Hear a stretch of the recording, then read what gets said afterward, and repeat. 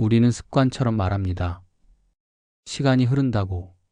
마치 창밖에 강물이 쉬지 않고 흘러가듯 초침도 한 칸씩 앞으로 미끄러집니다. 하지만 가만히 물어보면 정말로 흐르는 게 시간일까요? 아니면 변하는 것은 우리일까요? 카페에서 약속 시간을 기다릴 때 5분은 모래주머니처럼 무겁습니다. 친구와 수다를 떨 때 같은 5분은 새처럼 가볍게 날아갑니다.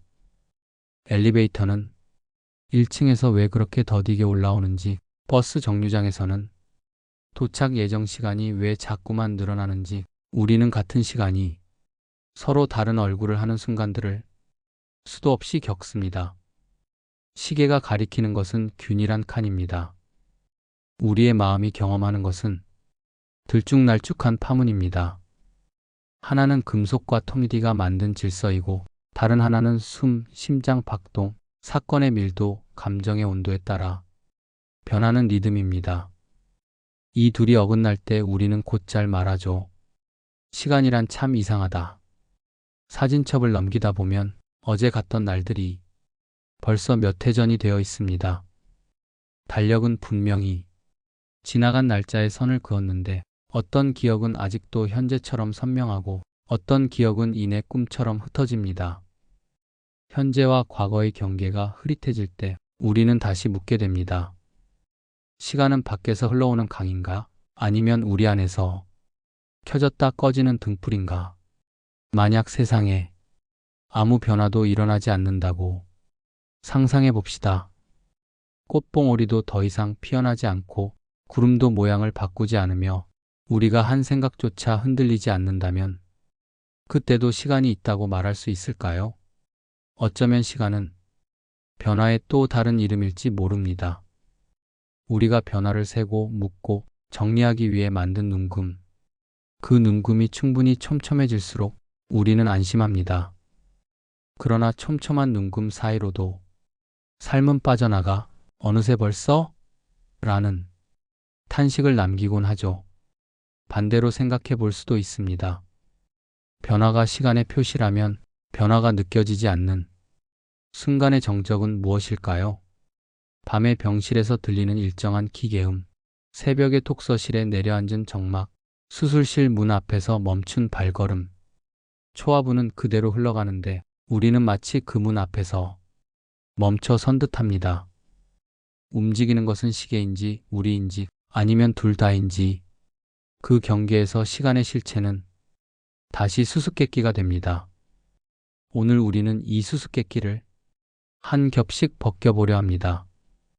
고대의 어느 사상가는 모든 것은 흐른다고 말했고 또 다른 사상가는 진정한 것은 변하지 않는다고 응수했습니다. 근대에 이르러 시간은 거대한 무대처럼 여겨지기도 했고 한편으로는 우리가 세계를 경험하기 위해 마련한 인식의 틀로 설명되기도 했습니다. 그리고 현대에 들어 시간은 관점과 속도에 따라 달라지는 유연한 개념으로 다시 등장했죠. 하지만 어려운 이론을 줄줄이 나열하려는 건 아닙니다. 우리가 살고 있는 이 일상, 지루한 대기와 몰입의 황홀, 떠나간 계절과 아직 떠나지 못한 마음, 그 구체적인 감각을 발판 삼아 흐름으로서의 시간과 개념으로서의 시간을 천천히 비교해 보겠습니다. 그리고 마지막에는 질문을 여러분께 돌려드릴 겁니다. 정답은 서랍 속에 들어있지 않습니다. 다만 분명한 건 지금 이 문장을 함께 읽고 있는 이 순간 또한 우리 각자의 리듬으로 길어지거나 짧아지고 있다는 사실입니다. 그 리듬의 비밀을 풀어보는 여정, 지금부터 시작하겠습니다. 우리가 시간이라고 부르는 감각은 사실 누구에게나 익숙하지만 동시에 설명하기 어려운 체험입니다. 시계는 늘 일정한 속도로 초침을 옮기지만 우리의 마음은 그 속도를 다르게 느낍니다. 한번 떠올려 보세요. 지루한 회의 자리에서 시계를 들여다볼 때 겨우 5분이 흘렀을 뿐인데 마치 30분이 지난 것처럼 길게 느껴지곤 합니다. 반대로 좋아하는 친구와 수다를 떨 때나 몰입해서 책을 읽을 때는 두세 시간이 눈 깜짝할 사이에 지나가 버리죠. 시계의 시간은 늘 균일하게 흐르지만 마음의 시간은 늘 길어졌다 줄어들며 우리를 흔듭니다. 학생 시절 시험을 치르던 순간을 떠올려 보면 이 차이는 더욱 선명합니다. 시험지를 받고 문제를 풀기 시작할 때는 시간이 끝도 없이 남아있는 것처럼 보입니다. 하지만 시계를 한번 쳐다보고 나면 어느새 절반이 지나가 있고 마지막 10분은 손에 땀을 쥐게 만들 만큼 빠르게 흘러갑니다. 이런 경험은 누구나 공감할 수 있을 겁니다. 사랑하는 사람을 기다리는 순간 역시 마찬가지입니다. 버스가 늦어지고 전화가 오지 않고 약속 시간이 지연될 때의 10분은 하루처럼 무겁습니다. 하지만 그 사람이 나타나고 함께 걷기 시작하면 몇 시간이 흘러도 마치 짧은 한순간처럼 느껴지죠. 이때 우리는 행복한 시간은 빨리 간다라는 말을 실감하게 됩니다. 이처럼 시계의 시간과 마음의 시간은 종종 따로 움직입니다. 시계는 객관적인 세계의 질서를 상징합니다. 누구에게나 동일하게 흐르는 숫자로 표시할 수 있는 단위의 시간이지요. 그러나 마음의 시간은 주관적이고 개인적입니다. 감정의 무게, 몰입의 깊이, 상황의 긴박함에 따라 늘어졌다 줄어들기를 반복합니다. 이 차이는 단순히 느낌의 문제가 아닙니다. 우리의 삶의 질도 결국 마음의 시간을 어떻게 경험하느냐에 따라 달라집니다. 매일의 하루가 지루하게 느껴진다면 같은 24시간도 끝없이 무겁게 다가옵니다. 하지만 작은 순간에도 기쁨이나 의미를 발견할 수 있다면 하루는 금세 지나가지만 충만한 여운을 남깁니다. 어떤 사람은 은퇴 후 시간이 너무 느리게 흘러 견디기 어렵다고 말합니다. 반면에 어떤 사람은 같은 은퇴 후에도 새로운 취미나 배움을 시작하면서 하루가 어떻게 가는지 모르게 바쁘고 즐겁다고 하죠. 결국 시간이 빠르다, 느리다는 물리적인 흐름보다 우리가 어떻게 살아내는지에 따라 결정되는 것일지도 모릅니다. 아이들이 자라는 모습을 볼 때도 비슷합니다. 매일 바라볼 때는 그다지 달라 보이지 않지만 어느 날 사진첩을 펼쳐보면 아이가 훌쩍 커버린 사실을 깨닫게 됩니다. 부모는 늘 말하죠. 시간이 정말 빨리 간다고. 하지만 그 말 속에는 단순히 초침의 속도가 아니라 놓치고 싶지 않은 변화를 따라가지 못하는 마음의 아쉬움이 담겨 있습니다. 이렇듯 시간은 시계 위에서 일정하게 흐르면서도 우리 마음 속에서는 끊임없이 다른 속도를 냅니다. 그리고 바로 이 차이가 우리가 시간에 대해 의문을 가질 수밖에 없게 만드는 이유입니다. 시간이란 도대체 무엇인가? 흐르는 것인가? 아니면 단지 우리가 변화를 기록하기 위해 붙인 이름인가? 라는 물음은 시계와 마음 사이의 틈에서 자연스럽게 솟아나는 것이지요. 결국 우리의 일상은 이 두 가지 시간이 교차하는 무대입니다. 시계는 객관적 질서를 보여주고 마음은 그 질서를 자기만의 리듬으로 해석합니다.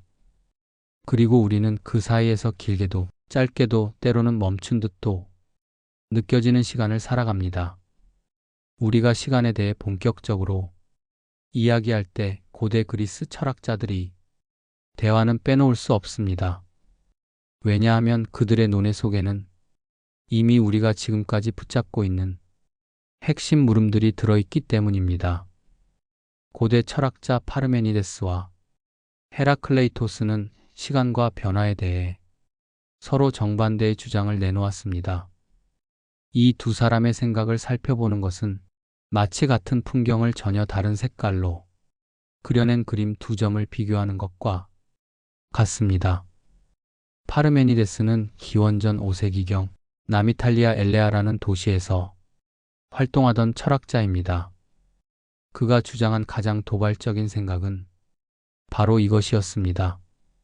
존재하는 것은 변하지 않는다. 따라서 변화란 환상이며 시간도 실제하지 않는다. 그는 이렇게 말했습니다. 참으로 있는 것은 오직 있는 것이다. 없는 것은 존재하지 않는다. 그러니 무엇이 새롭게 생겨난다거나 사라진다는 말은 모순일 뿐이다.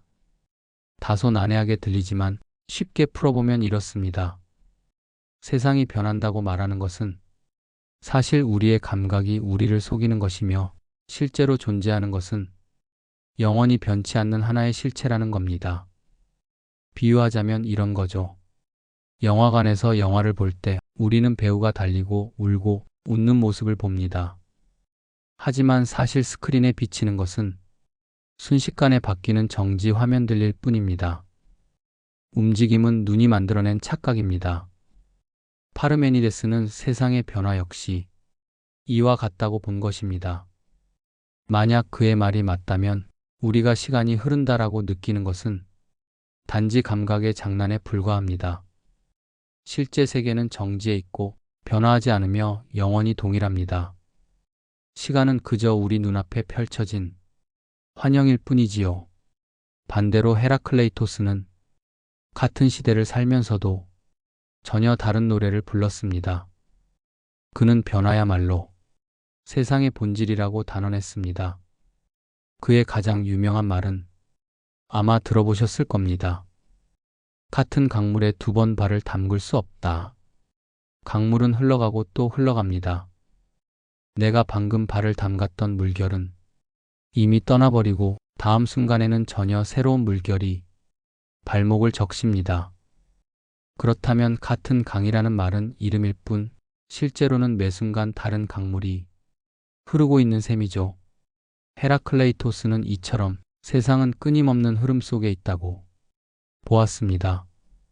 심지어 인간의 마음조차도 늘 변한다고 말했습니다. 인간의 영혼은 자신도 모르는 사이에 깊은 바다처럼 변화한다. 즉, 존재란 변화를 떠나서는 생각할 수 없으며 시간은 곧 변화의 다른 이름이라는 것입니다. 일상 속에서 이 말은 쉽게 확인됩니다. 우리가 하루를 보내는 동안 몸은 끊임없이 늙어가고 세포는 교체되고 공기는 바뀌고 계절은 흘러갑니다. 심지어 같은 사람과 마주해도 어제와 오늘의 그 사람은 미묘하게 다릅니다. 헤라클레이토스의 눈에는 이 세상 전체가 거대한 흐름이자 불꽃처럼 타오르는 변화의 과정이었던 겁니다. 이제 파르메니데스와 헤라클레이토스의 생각을 나란히 놓아봅시다. 파르메니데스? 변화란 환상이다. 시간은 없다. 헤라클레이토스? 변화가 곧 실제다. 시간은 모든 것을 움직이는 힘이다.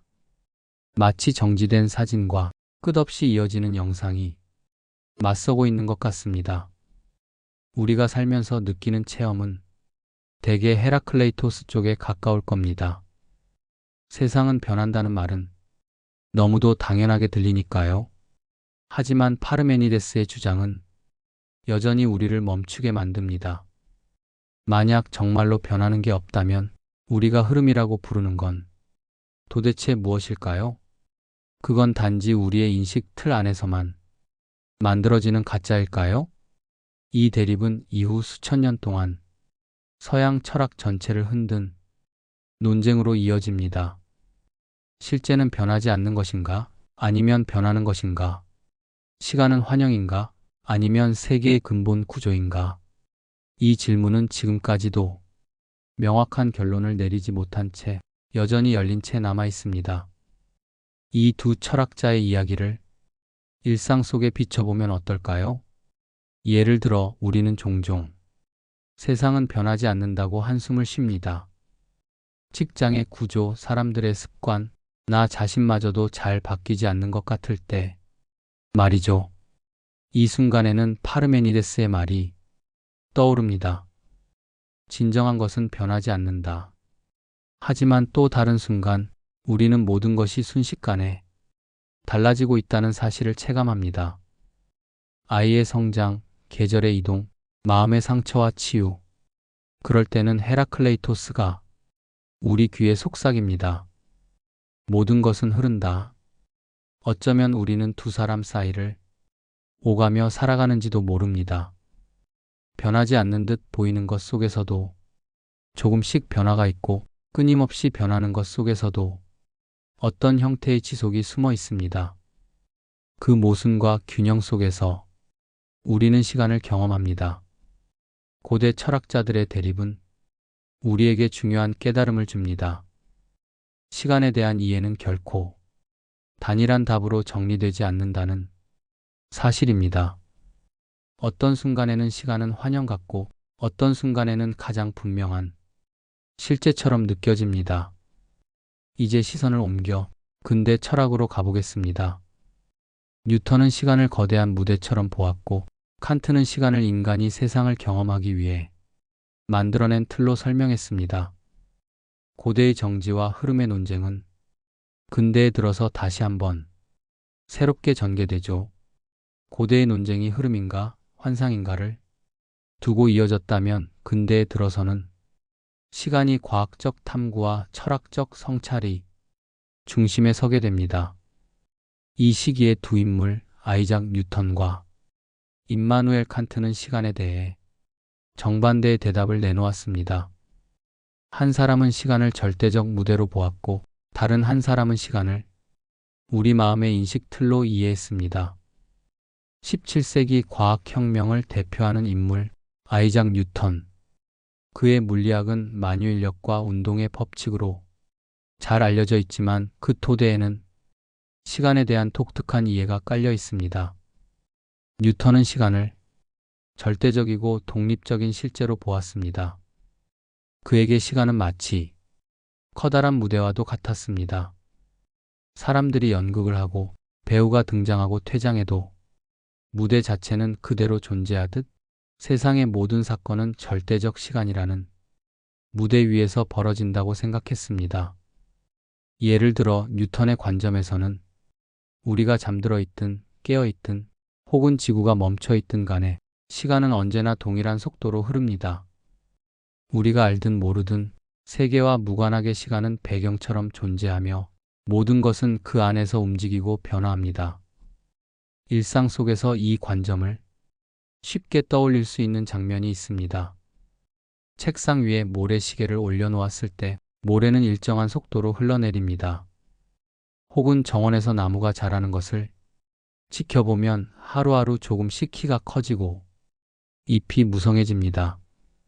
이 모든 과정은 시간이 절대적으로 흐른다는 믿음 없이는 설명하기 어렵습니다. 뉴턴의 이런 관점 덕분에 과학은 비로소 수학적 법칙을 세울 수 있었습니다. 1초, 1분, 1시간이라는 절대적인 단위를 기준으로 세상의 움직임을 측정하고 예측할 수 있었던 것이죠. 뉴턴의 시간 개념은 이후 산업혁명과 근대 과학의 발전에 결정적인 토대가 되었습니다. 하지만 18세기에 이르러 독일의 철학자 임마누엘 칸트는 전혀 다른 대답을 내놓습니다. 그는 이렇게 물었습니다. 우리가 보는 세계가 정말 있는 그대로의 세계일까? 아니면 우리의 인식 구조에 의해 형성된 세계일까? 칸트의 대답은 후자였습니다. 그는 인간이 세상을 경험하는데 사용하는 두 가지 기본 틀을 제시했습니다. 바로 시간과 공간입니다.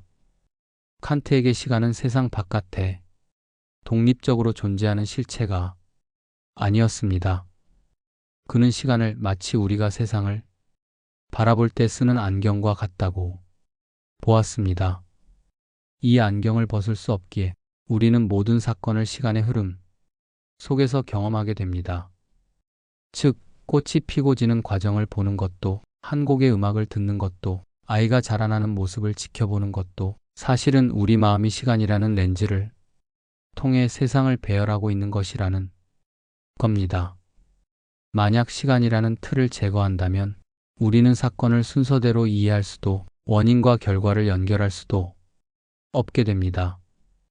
이 말은 다소 추상적으로 느껴질 수 있지만 일상 속에서 떠올려 보면 의외로 직관적입니다. 예를 들어 우리가 사진첩을 정리할 때 사진들은 날짜라는 기준에 따라 배열됩니다. 아무리 뒤섞인 사진들이라도 날짜별로 다시 정리하면 비로소 의미가 생깁니다. 칸트가 보기에 우리의 인식도 이와 같습니다. 시간은 세상의 원래부터 붙어 있는 것이 아니라 우리가 세상을 이해하기 위해 붙여놓은 질서입니다. 뉴턴과 칸트의 시간 개념은 정반대에 서 있습니다. 뉴턴 시간은 우주 바깥에서 흘러가는 절대적 무대다. 칸트 시간은 인간 인식의 구조이며 우리 경험 안에서만 존재한다.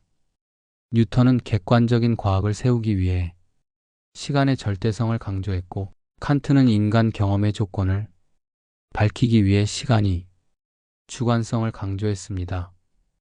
이 차이를 쉽게 느낄 수 있는 예를 들어볼까요? 한 사람은 시간은 내가 없어도 흘러간다고 말하고, 다른 사람은 시간은 내가 경험하기 때문에 존재한다고 말하는 셈입니다. 그렇다면 이 두 관점은 우리 일상에서 어떻게 다가올까요? 출근길 지하철 안에서 시계는 늘 같은 속도로 흘러갑니다. 사람들은 약속된 시각에 맞추어 움직이고 세상은 절대적 시간 위에서 돌아갑니다. 이것은 뉴턴의 시선에 가깝습니다. 하지만 같은 30분을 경험하는 우리의 마음은 제각각입니다.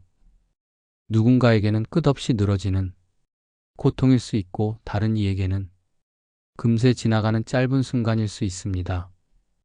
이것은 칸트의 시선과 맞닿아 있습니다. 시간이란 우리가 느끼고 해석하는 방식에 따라 달라지기 때문이죠. 뉴턴과 칸트의 사유는 우리가 시간을 바라보는 방식을 두 갈래로 나눠줍니다. 시간은 실제하는가 아니면 인식의 틀인가? 이 질문은 이후 현대 과학과 철학에 다시 큰 영향을 미치게 됩니다. 20세기에 들어서 아인슈타인은 시간은 절대적이지 않다는 주장을 내놓습니다. 상대성 이론은 뉴턴의 무대 개념을 흔들었고, 동시에 칸트의 사유와도 맞닿는 부분을 남겼습니다. 현대 철학에서는 현재만이 존재한다는 주장과 과거, 현재, 미래가 동시에 존재한다는 주장까지 등장하며 시간은 더욱 복잡한 수수께끼가 되었습니다.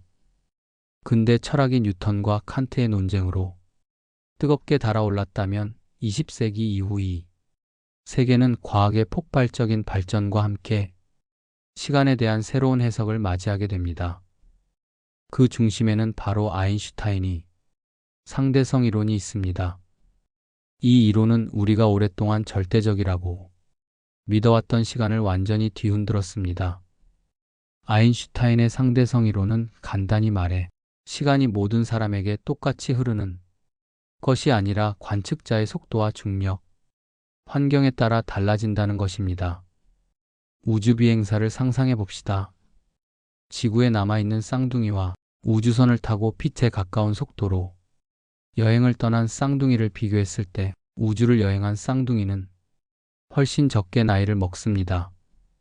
지구에서는 수십 년이 흘렀지만 우주선 안에서는 몇 년밖에 지나지 않은 것이죠. 이 유명한 쌍둥이 패러독스는 시간이 결코 절대적이지 않다는 사실을 보여줍니다.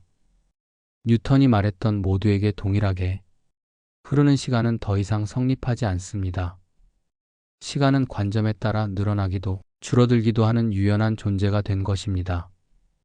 이 이야기는 단순한 가설이 아니라 실제로 관측과 실험으로도 증명됩니다. 인공위성에 실린 정밀한 원자시계는 지상보다 조금 더 빠르게 흐르는데, 이는 인공위성이 지구보다 중력이 약한 궤도에서 돌고 있기 때문입니다. 오늘날 우리가 사용하는 GPS 시스템도 이 시간의 차이를 계산에 반영하지 않으면 정확한 위치를 알려줄 수 없습니다. 즉, 아인슈타인은 시간을 모두에게 동일한 강물에서 각자 다른 속도로 흐르는 강으로 바꿔놓았습니다. 시간은 절대적이지 않고 공간과 뒤엉켜 시공간이라는 새로운 무대로 재탄생한 것이죠. 과학이 시간을 유연하게 만들었다면 철학은 시간을 존재론적으로 다시 물었습니다. 특히 중요한 두 가지 입장이 있습니다. 현재주의와 영원주의입니다. 현재주의자들은 과거는 이미 사라졌고 미래는 아직 오지 않았으므로 진정으로 존재하는 것은 지금 이 순간뿐이라고 말합니다. 이 입장은 우리의 직관과 닮아 있습니다. 우리는 늘 현재 속에서 살아가고 과거는 기억 속에만, 미래는 기대 속에만 존재하는 것처럼 보이니까요. 반대로 영원주의자들은 시간의 모든 순간이 동등하게 실제한다고 주장합니다. 과거에 일어난 일도 여전히 어떤 방식으로는 존재하며 미래에 일어날 일도 이미 우주의 큰 구조 속에서는 자리 잡고 있다는 것입니다. 마치 영화 필름을 상상해 보세요. 필름 전체에는 이미 처음부터 끝까지 모든 장면이 들어 있습니다. 우리가 극장에서 보는 것은 한 프레임씩 흘러가는 현재일 뿐이죠. 영원주의에 따르면 시간은 거대한 필름처럼 전체가 이미 존재하며 우리가 경험하는 현재는 그 필름의 특정 장면일 뿐입니다. 이 철학적 논쟁은 일상에서도 은근히 스며듭니다. 현재주의의 관점에서는 순간을 살아라 라는 조언이 힘을 얻습니다. 우리는 어차피 현재밖에 존재하지 않으니 지금 이 순간에 집중해야 한다는 거죠. 그래서 누군가는 여행지에서 석양을 바라보며 이 순간은 다시 오지 않는다고 감동을 받습니다. 반대로 영원주의의 관점에서는 조금 다른 위로가 찾아옵니다. 사랑하는 사람과의 추억이 사라지지 않고 어떤 방식으로든 존재한다고 생각할 수 있기 때문입니다. 우리가 경험한 기쁨과 슬픔, 아직 오지 않은 미래까지도 이미 어딘가에 있다는 생각은 덧없음 속에서도 안정감을 줍니다. 흥미로운 점은 아인슈타인의 상대성 이론이 바로 이 철학적 논쟁과도 연결된다는 것입니다. 상대성 이론에 따르면 빛의 속도에 가까운 여행자는 지구의 미래를 다른 방식으로 경험할 수 있습니다. 즉, 과거와 미래가 절대적으로 단절된 것이 아니라 서로 얽혀있는 거대한 구조로 존재한다는 가능성이 열립니다. 이 지점에서 과학은 오히려 영원주의에 힘을 실어주는 듯 보이기도 합니다. 하지만 여전히 우리의 체험은 현재주의적입니다. 우리는 지금의 호흡 속에서만 살아가며 과거는 기억 속에서만, 미래는 상상 속에서만 만날 수 있습니다. 따라서 과학적 사실과 인간적 체험 사이에는 늘 간극이 남아 있습니다. 현대 과학과 철학은 시간을 더욱 복잡하고 매혹적인 수수께끼로 만들어 놓았습니다. 우리가 당연하게 믿던 시간의 흐름은 관측자에 따라 달라지고 현재만이 존재한다는 직관과 동시에 과거 미래가 함께 실제한다는 사유가 공존합니다. 이쯤 되면 질문은 다시 우리에게 돌아옵니다. 당신에게 시간은 무엇인가요? 흐르는 강물인가? 아니면 이미 짜여진 필름인가? 정답은 아마도 하나로 고정되지 않을 겁니다. 그러나 분명한 것은 우리가 매 순간 살아가며 느끼는 시간은 단순한 숫자가 아니라 삶 그 자체의 질감이라는 사실입니다. 그 질감 속에서 우리는 때로는 서두르고, 때로는 머물고, 때로는 그리워하며 시간을 살아갑니다. 우리는 종종 이렇게 말합니다. 시간을 잃어버렸다. 하지만 잘 생각해보면 우리가 잃은 것은 사실 시간이 아니라 변화입니다. 생일 케이크 위 초가 하나 더 늘어났을 때, 여름이 지나고 가을 바람이 불어올 때, 혹은 사진 속의 내가 지금보다 훨씬 젊을 때, 그때 우리는 비로소 시간이 흘렀음을 체감합니다. 생일은 단순한 하루일 뿐이지만 그 하루에 특별한 의미가 덧붙여집니다. 오늘은 내가 태어난 날로부터 정확히 몇 년이 된 날이라는 표시가 찍히는 것이죠. 우리는 그때마다 한 살 더 먹었다는 사실을 떠올리며 지난해와 달라진 자신의 모습을 점검합니다. 사실 하루 전날과 오늘 사이에는 큰 차이가 없습니다. 그러나 우리가 생일이라는 이름을 붙였기 때문에 변화가 선명하게 부각됩니다. 즉, 시간이 흐른다고 말할 수 있는 것은 우리가 삶의 변화를 특정한 기호로 기록하기 때문입니다. 그래서 생일은 단순히 나이를 세는 날이 아니라 시간이 우리 안에서 어떻게 흔적을 남겼는지를 확인하는 작은 의식인 셈입니다. 계절의 변화는 또 다른 방식으로 시간을 보여줍니다. 봄에는 벚꽃이 피고 여름에는 장마가 찾아오고 가을에는 단풍이 들고 겨울에는 눈이 내립니다. 이 순환의 감각이 없다면 우리는 시간을 어떻게 느꼈을까요? 계절이 없었다면 단순히 태양이 떴다지는 반복만이 이어졌을 것입니다. 하지만 계절의 변화를 통해 우리는 올해도 절반이 지났다, 벌써 겨울이네요와 같은 말을 하게 됩니다. 즉, 계절의 변화가 곧 시간의 체험이 되는 것이죠. 특히 어린 시절을 떠올려 보면 계절은 훨씬 더 크게 다가왔습니다. 겨울의 눈사람, 여름의 바닷가, 가을 운동회, 봄 소풍. 그때마다 우리는 그 계절 속에서만 가능한 경험을 했고 그 기억이 고스란히 시간의 풍경으로 남아 있습니다. 어쩌면 우리가 나이를 먹을수록 시간이 빨리 간다고 느끼는 이유는 계절마다 새롭게 각인되는 경험이 줄어들기 때문일지도 모릅니다. 시간이 흐른다는 사실을 가장 뚜렷하게 보여주는 것은 아마도 추억일 것입니다.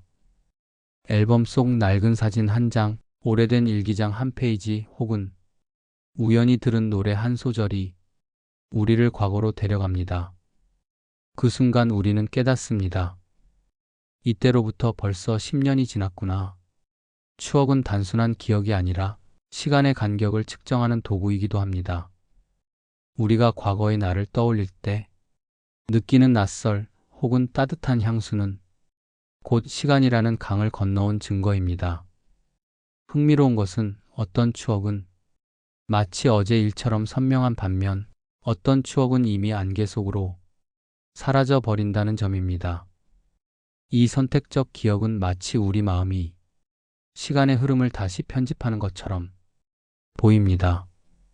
그래서 시간은 흐르는 것이 아니라 우리가 변하고 기억하고 있기 때문에 존재한다는 생각에 다다르게 됩니다.